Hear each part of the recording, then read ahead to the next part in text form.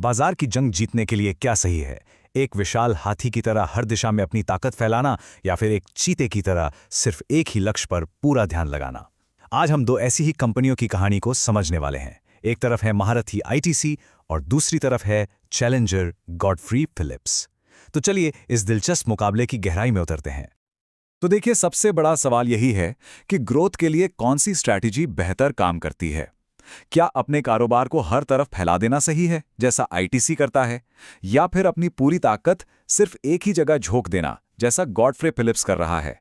हम नंबर्स में उतरकर देखेंगे कि इन दोनों में से किसका रास्ता ज्यादा दमदार नजर आता है। तो चलिए मैदान में मौजूद इन दो खिलाड़ियों से मिलते हैं। एक कोने में है महारथी यानी आईटीसी लिमिटेड और दूसरे कोने में है चैलेंजर गॉडफ्री फिलिप्स। और जैसा कि हम देखेंगे, इनकी रणनीतियों में जमीन आसमान का फर्क है। देखिए, आईटीसी को आप एक बहुत बड़े बरगद के पेड़ की तरह समझ सकते हैं, जिसकी जड़ें और शाखाएं हर बिजनेस में फैली हुई हैं, चाहे वो आपकी रसोई में रखा आटा हो या फिर आपके ऑफिस का कागज। वहीं दूसरी तरफ गॉडफ्री फिलिप्स एक सीधी, ऊंची और मजबूत इमारत की तरह है, जिसकी नींव सिर्फ एक ही चीज पर टिकी है, और वो है तंबाकू। इनके साइज का फर्क तो देखिए, वाकई हैरान करने वाला है। अच्छा, इससे पहले कि हम आगे बढ़ें, एक छोटा सा कॉन्सेप्ट समझ लेते हैं, मार्केट कैप।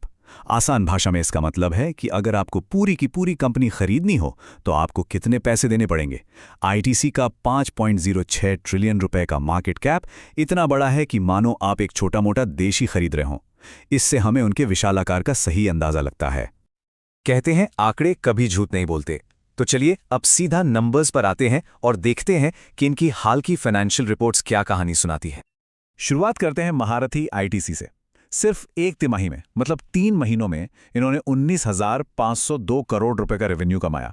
सोचिए, ये आंकड़ा ही बताता है कि मार्केट पर इनकी पकड़ कितनी मजबूत है। अब जरा इसकी तुलना गॉडफ्री फिलिप्स से करते हैं। उसी समय में उनका रेवेन्यू था 3,974 करोड़ रुपए। मतलब गॉडफ्री फिलिप्स के कमाए हर एक रुपए पर आईटीसी लगभग 5 रुपए कमा रहा था। ये स्केल का फर्क जमीन आसमान जैसा है। लेकिन कहानी में असली मोड़ यहीं आता है। जरा मुनाफे की ग्रोथ पर नजर डालिए।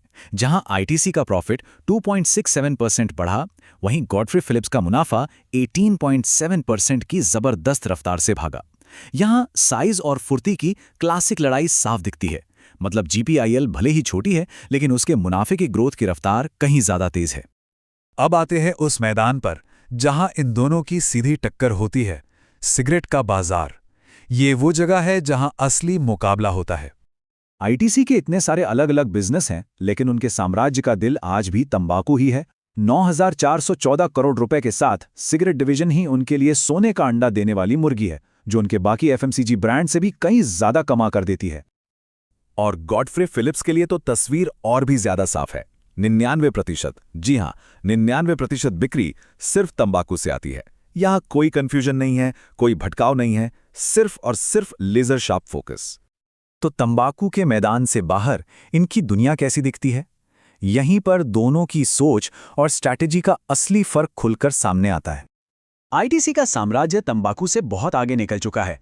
आशीर्वाद आटे से लेकर सनफीस्ट बिस्कुट तक और लग्जरी होटलों से लेकर आईटी सॉल्यूशंस तक, इनकी स्ट्रैटेजी बिल्कुल साफ है। ये चाहते हैं कि एक आम भारतीय की जिंदगी में सुबह से लेकर शाम तक कहीं ना कहीं आईटीसी का कोई प्रोडक्ट जरूर हो। और इसकी तुलना में गॉडफ्री फिलिप्स तंबाकू के बाहर बहुत संभल कर कदम बढ़ा रहा है। फंडा गोली के साथ कैंडी के बाजार में हाथ आजमाया और फेरेरो के प्रोडक्ट्स बांटने का काम लिया। ये कुछ ऐसा है जैसे पानी में कूदने से पहले पैर डालकर उसका तापमान चेक करना, जबकि आईटीसी तो डाइवर्सिफिकेशन के पूरे स्विमिंग पूल में छलांग लगा चुका है। देखिए, जो बीत गया वो तो कहानी का एक हिस्सा था। असली सवाल तो ये है कि भविष्य में क्या होने वाला है। चलिए देखते हैं कि आगे की राह इन दोनों के लिए कैसी है। क्या मौके हैं और क्या खतरे। आईटीसी के लिए ग्रीन फ्लैग यानी अच्छी बात है उनके दूसरे कंज्यूमर ब्रांड्स की ग्रोथ, लेकिन रेड फ्लैग है उनका पेपर बिजनेस, जो थोड़ा संघर्ष कर रहा है। वहीं गॉडफ्री फिलिप्स के लिए सबसे बड़ा ग्रीन फ्लैग है घरेलू सिगरेट बिक्री में 25% का शानदार उछाल। पर सबसे बड़ा खतरा, या कहें कि रेड फ्लैग भी यही है कि उनकी पूरी नैया तंबाकू पर ही टिकी है और उनका एक्सपोर्ट भी कम हुआ है। और गॉडफ्री फिलिप्स के सीईओ शरद अग्रवाल खुद इस बात को कंफर्म करते हैं। उनके शब्द साफ बताते हैं कि उनकी रणनीति क्या है। घरेलू बाजार में अपनी पकड़ और मजबूत करो और इसी ताकत के दम पर आगे बढ़ो। वो अपने फोकस को कमजोरी नहीं बल्कि अपनी सबसे बड़ी ताकत मानते हैं। तो इस पूरे एनालिसिस के बाद हम किस नतीजे पर पहुंचते हैं? असल में ये दोनों कंपनियां हमें वैल्यू बनाने के दो बिल्कुल अलग-अलग रास्ते दिखाती हैं। तो कुल मिलाकर बात यह है, आईटीसी में निवेश करना एक तरह से पूरे भारत की ग्रोथ स्टोरी पर दांव लगाने जैसा है, जो कई अलग-अलग सेक्टर्स में फैला हुआ है। दूसरी ओर गॉडफ्रे फिलिप्स एक बहुत ही फोकस दांव है। ये इस विश्वास पर टिका है कि तंबाकू इंडस्ट्री मजबूत और मुनाफे वाली बनी रहेगी। दो अलग-अलग फिलॉसफी, दो अलग-अलग रास्ते।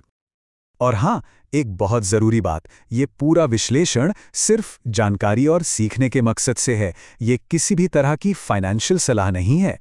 निवेश से जुड़ा कोई भी फैसला लेने से पहले हमेशा एक सेबी रजिस्टर्ड सलाहकार से बात करना ही सबसे सही होता है। तो आखिर में हम उसी शुरुआती सवाल पर वापस आते हैं। लंबी दौड़ में कौन जीतेगा? महारथी का फैला हुआ साम्राज्य या फिर चैलेंजर का अचूक निशाना? इसका जवाब जो भी हो, वही इन दो दिग्गजों का भविष्य तय करेगा। इस पूरे एनालिसिस में हमारे साथ बने रहने के लिए शुक्रिया।